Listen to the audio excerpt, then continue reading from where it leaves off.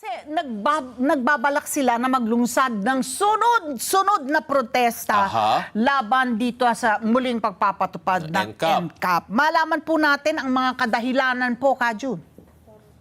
Ayun, totoo po yan at hanggat hindi po tayo napapakinggan dahil unang-una po ang dahilan po ng NCAP na ipanatupad ng MMDA, itong EDSA.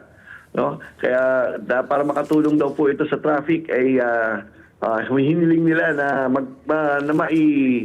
maipatakbo ulit nila ang NCAP dito sa EDSA. Kaya pangalawa po, simula po ng 2022, kaya po nabuo itong Stop NCAP Coalition ay dun sa mga hindi magagandang sistema na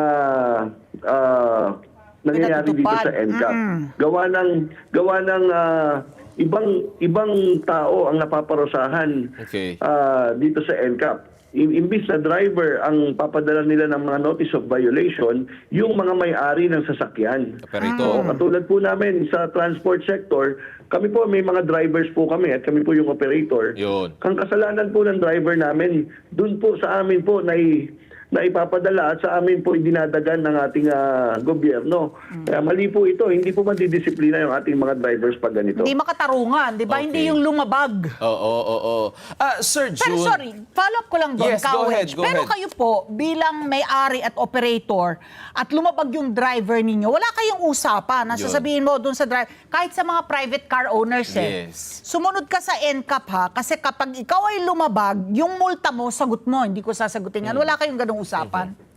Meron din pong usapan na ganyan. Kaya lang, kapag kayo po ay iniwan na at matagal po yung notice of violation, malalaman mo na lang kapag irerehistro mo sa sasakyan, meron palang katutak na violation, napakalaking penalty po. Minsan po, may 300,000 nga po kami binayaran na isang sasakyan. Nalaki siya. Sir June, wala ho bang nangyaring consultation particular sa inyo po sa transport sector at ito pong MMDA, particular sa pagpapatupad po nitong NCAP? And my second question is, if ever that there will be public consultation or transport sector consultation with the MMDA, what are your suggestions para kahit papaano malesen yung burden sa inyo sa transport sector and mas maayos natin yung sistema ng pagpapatupad ng NCAP? Wala na pong nangyari na konsultasyon simula po nang na-list ito. Isipin nyo po, May 26 nung na-list ito. At dire-diretso po, pagka-list po nito, talagang implementasyon kaagad. Madaling-madali ang MMDA para ipatupad ito at manghuli kaagad. Kaya nagulat po kami. Parang minamadali nila. Bakit? Oo. At nagulat nga kami nung inimplementa kagad dito, yung isa sa tinutulan namin na mataas na multa noon. Dati po, kakampi namin ng MMDA, talagang sinusuportahan namin dahil 150 to 300 pesos lang ang kanilang penalty. Ngayon po, 1,000 to 5,000 pesos na. Ayan.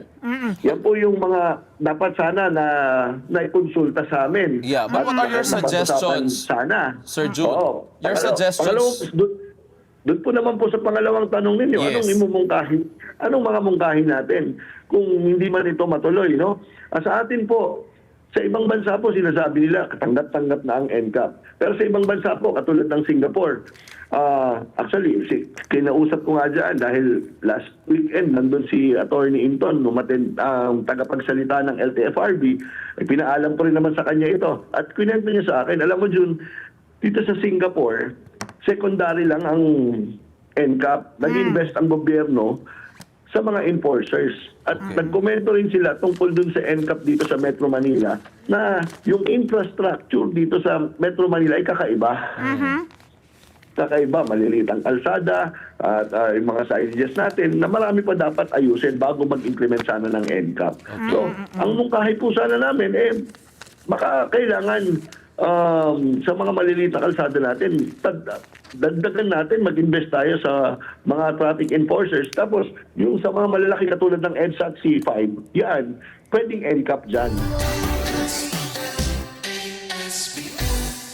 Let's get together, Sunday 25, Sunday 25.